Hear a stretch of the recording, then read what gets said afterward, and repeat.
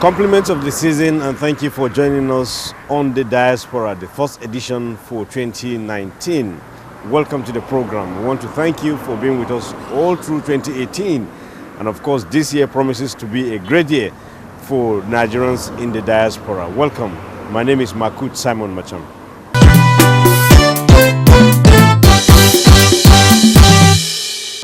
Now, the Ministry of Foreign Affairs is the engine room of Nigeria's diplomacy, and of course, a lot of things that happen to Nigerians living abroad revolve around this ministry. And so we sat down with the Minister of Foreign Affairs, Jeffrey Onyama, to discuss some of the burning issues of 2018, particularly the issue of xenophobic attacks in South Africa. Here is Jeffrey Onyama on xenophobic attacks in South Africa and, of course, what is being done to put an end to it.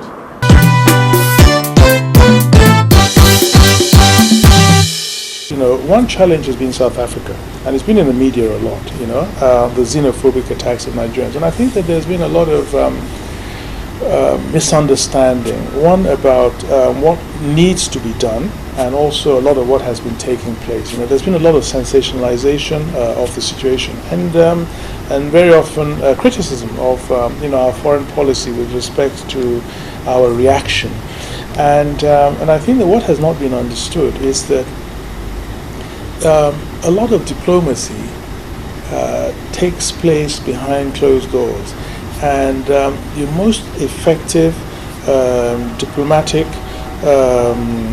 gains are not done on the pages of newspapers or in the media, and it's very much can be not very constructive, to always be in the media and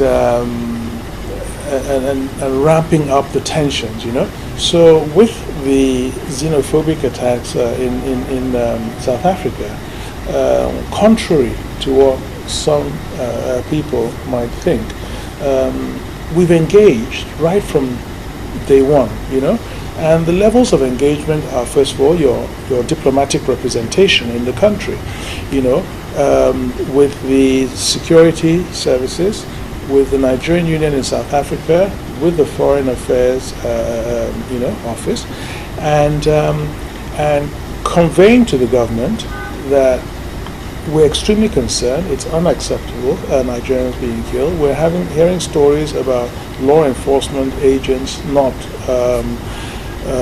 being as protective of Nigerians as they should be, and then we have engaged from the ministry directly with South Africa, and I have engaged personally with my counterpart, the Minister of Foreign Affairs, and we've tried to work together to find sustainable solutions, and rather than just going to the newspapers, or the other media, and crying blue murder and being abusive, and we're getting there, and one of the things, one of the realities also, is that also that what we also try to impress upon the Nigerian Union in South Africa, and they themselves have told us that there are a lot of Nigerian criminal elements amongst the Nigerian community that are also sometimes involved in the killings of Nigerians, hiring South Africans to carry out the hits, amongst the drug dealers and so forth, the turf wars. We saw some of it coming back to Nigeria, and in a church, here in Nigeria, there were shootings which were directly connected to the South African situation. So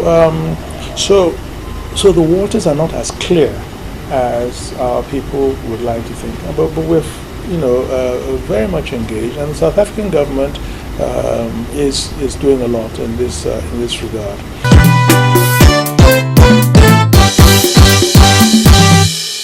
Now, one of the key mandates of President Muhammadu Buhari to the Ministry of Foreign Affairs is economic diplomacy.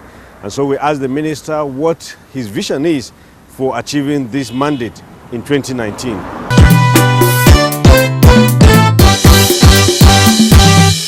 I really want to see the foreign ministry being at the heart, at the core of facilitating, of trade facilitation for the country, but in a very concrete way. We have at the moment, you have trade fairs and business fora and those kinds of things that we organize with our foreign, our embassies and so forth. But I think we can actually do more than that. That a one-stop shop that we can represent and a mechanism set up where for seamless matching of businesses, contacting of businesses amongst themselves without having to travel, without having to go to a trade, a business forum, where you can in cyberspace, with the foreign ministry at the interface, really matching businesses. And I think, we started the process.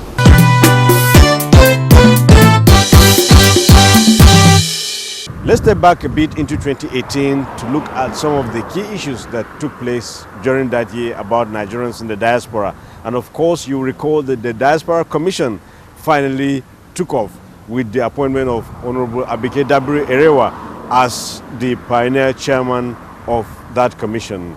Now we sat down with the Senior Special Assistant to the President, Abike Dabiri Erewa, who told us what the mission of the commission is, and of course some of the key issues that were achieved during that year.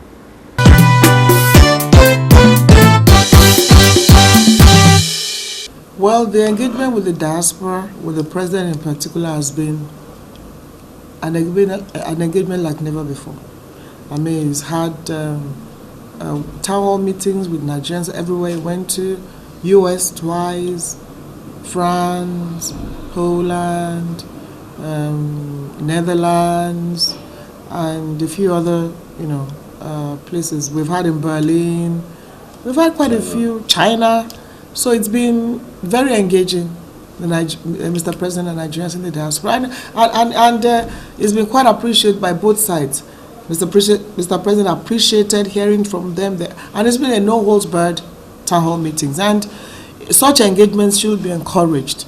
And we don't just engage, we also follow up. So issues raised with Nigerians in the diaspora, those that need to be followed up are followed up.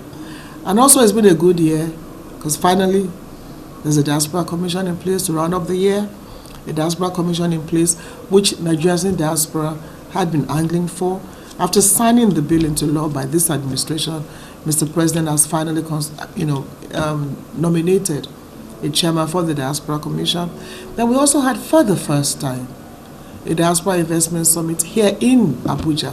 A lot of time we go abroad, this summit there, but this time we brought them to Nigeria to see for themselves where they can invest. And we had about over 250 investors, and those who came, and they showed a lot of interest, in particular in agriculture, mine sector, then power sector, with the minister even telling them that, Minister of Power, Works and Housing, telling them of a unit he wants to create that has to do with maintenance, because part of our problem is maintenance. So it's been a good year for Nigeria and its diaspora.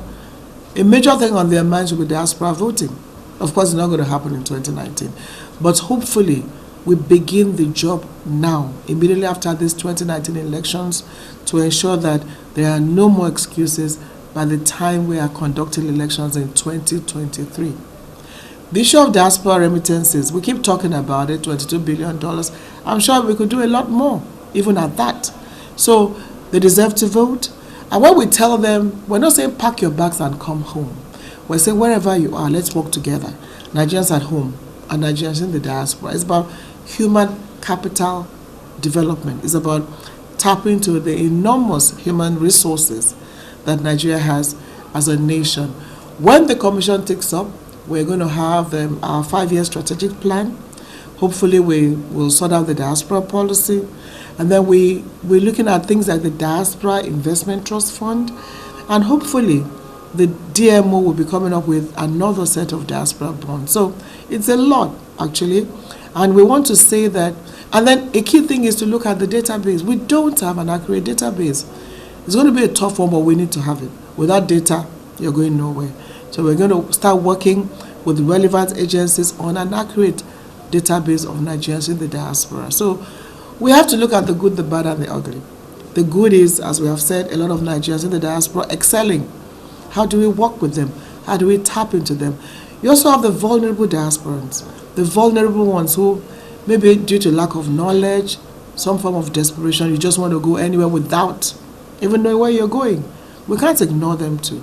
We work with other agencies to help them, to protect them, and to even start by ensuring that they don't go on those dangerous journeys in the first place.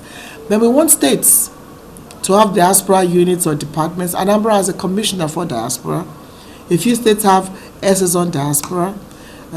Ministries too should be able to have diaspora desks, which will be in the policy that is being formulated. So it's been a good year for the diaspora. And we have to say that President Buhari did something no other president had done before.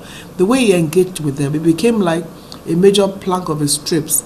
And then, engaging with them, talking with them, explaining things to them, and also encouraging them to help his administration work with their country to build the Nigeria of their dream. So we can only build on that moving on into 2019.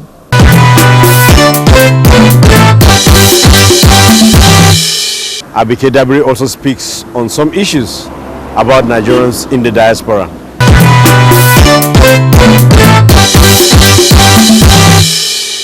Is the expectation from the diaspora themselves, and what is the expectation from the Commission itself as to where to galvanize and really make this happen? Well, there's a law setting it up. We follow the law. We follow what the law says we should do, and we just work in accordance with the law. There are huge expectations on the part of all of us.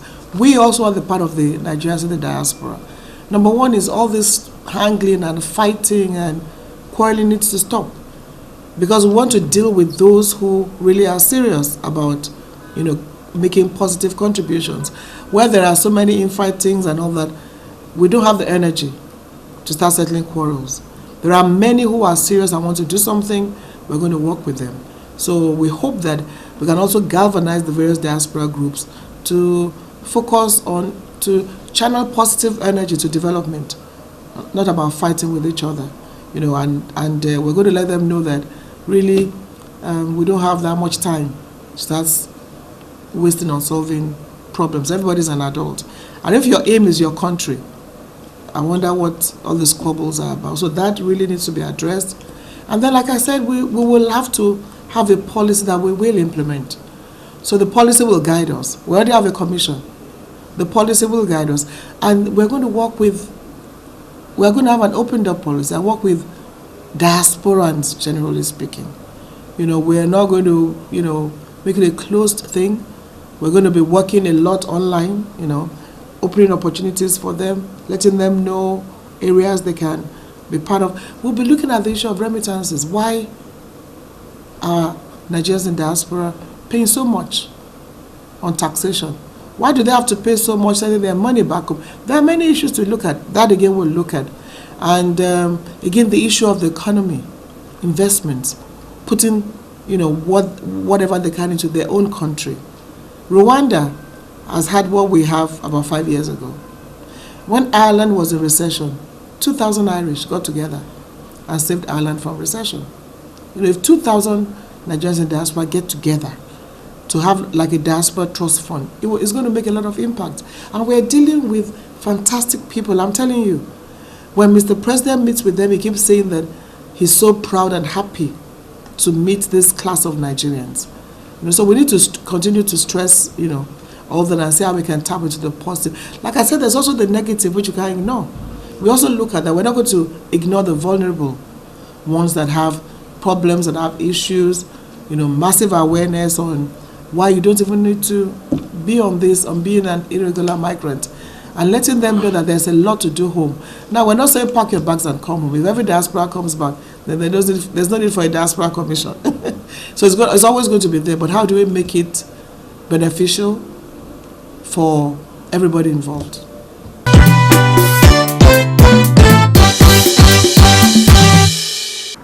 The Nigerian embassy to the Vatican City is one of the special missions that Nigeria has abroad. It deals with relations between the Holy See and, of course, Nigeria.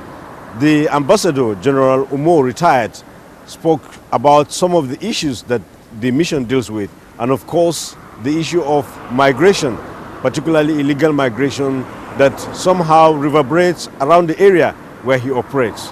Here is General Umo, Nigeria's ambassador to the Vatican.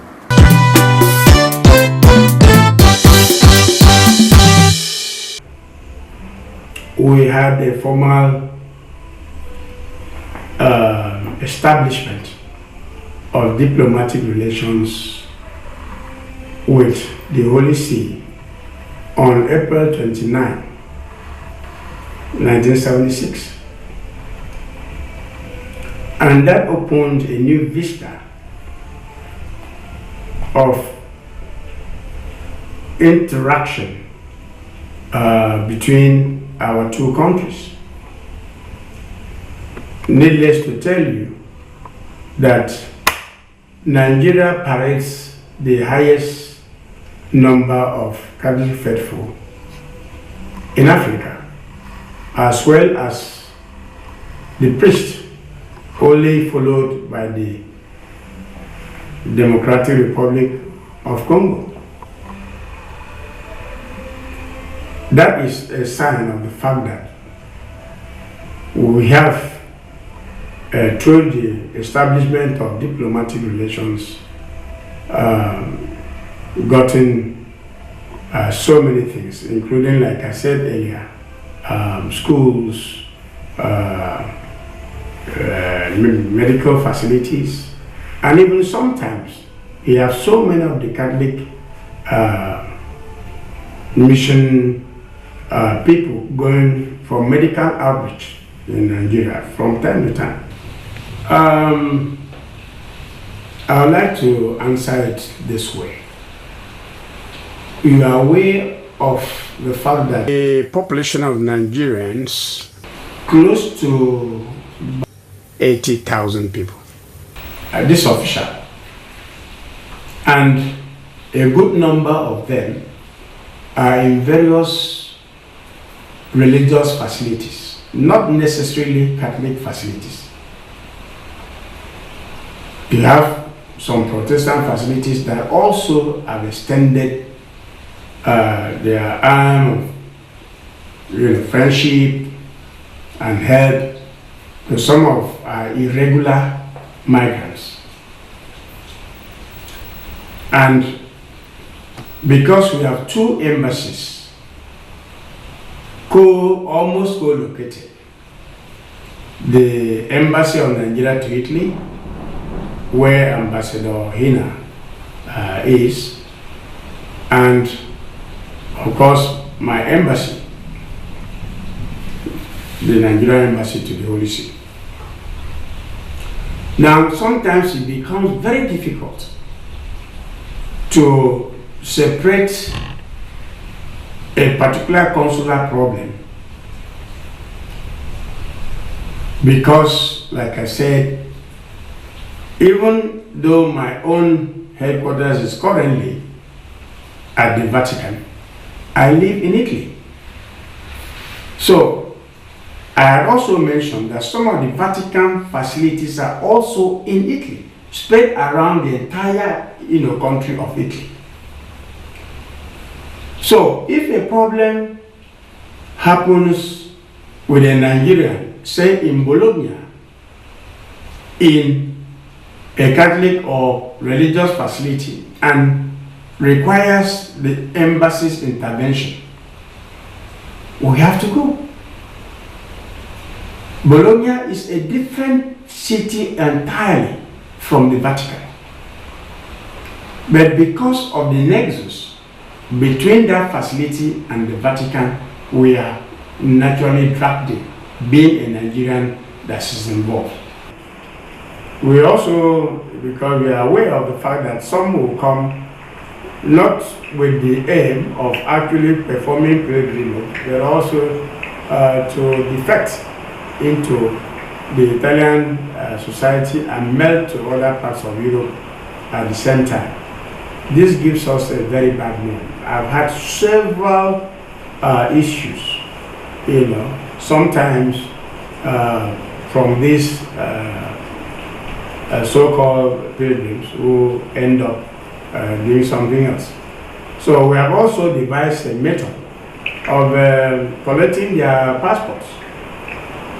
And then at the time of departure, then we now hand over the passport at the airport so that we are sure that they boarded the aircraft and back. For a few cases that we're able to slip out of our fingers, we are working with the Italian police to see how they could be traced.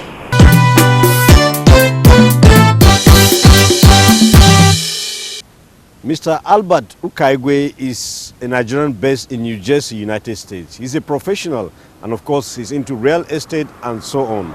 He visited Nigeria recently and we caught up with him to discuss some of the issues concerning Nigeria and of course Nigerians in the diaspora.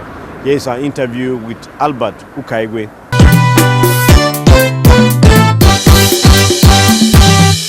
The Diaspora Commission is finally taking off. How do you feel about this and what kind of impact do you expect it to make? First of all, I have to thank you for inviting me, and it's good to be home. Nigeria is my home, and no matter where I go, I will return here with excitement.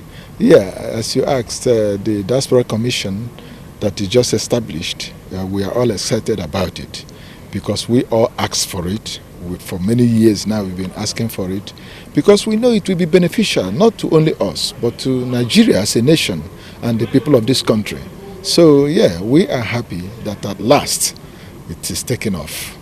Now you diasporans have been asking for this commission. I want you to tell me about the kind of gap that existed between you and Nigeria, that's the diaspora and Nigeria, that you believe this commission will help to fill. Mind you, we have missions around the world, embassies so to say. So what is the gap really that this commission will fill now? When you talk about Nigerians in diaspora, we are over 15 million. And as I said sometime, each of these regions you talk about, when the geographical region, northeast, southeast, this and that, the diaspora, none of them is, some of them are just about 15 million or even less. So we are another geopolitical region. So we are as important as anybody. But the problem is when you are aware, it becomes difficult to come back and fuse in. It doesn't matter how you see it.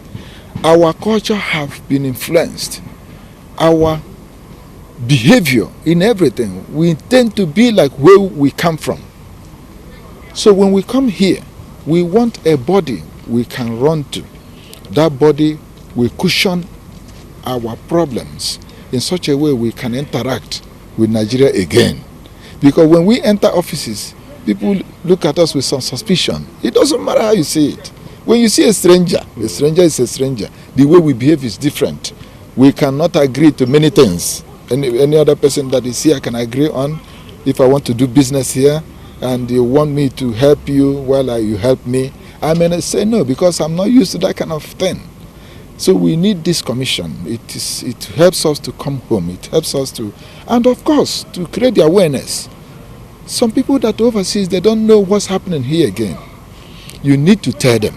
So the commission is like an information body also. It has the statistics of every Nigerian abroad, what is our qualifications, what areas we can perform, what is our professional abilities, and so on and so on. These are very important for any nation that really wants their diasporans to come back. You got to know who they are now. They are no longer the same Nigerians they were when they left here 30 years ago. Now, okay, let's talk about developments back home. You are visiting Nigeria at a time when elections are heating up and so on. I don't know if you have a PVC to vote, but so far there's no voting for the diaspora. Yes. How do you feel about this? Well, we feel left out because, let me tell you the truth, we contribute to the development of this place. Every year, the remittances, it's been broadcasted 25 billion. You understand? In dollars, I'm talking about. We remit to this nation. So to neglect us or to relegate us as if we are not strangers, if you were me, you see how you feel. You understand? So that is the situation. We want to be part of the voting system.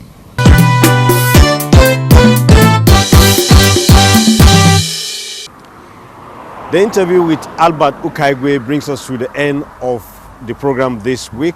Thank you very much for watching, and of course we promise to bring you more with Nigerians in the diaspora, whether here or abroad, to ensure that we keep you posted on what is happening with them and how they are contributing to Nigeria. Thank you very much for being with us throughout 2018, and we look forward to a great 2019 on behalf of every member of the team who always makes sure that the program comes to you as and when due. I am Makut Simon Macham. Thank you again for watching, and bye for now.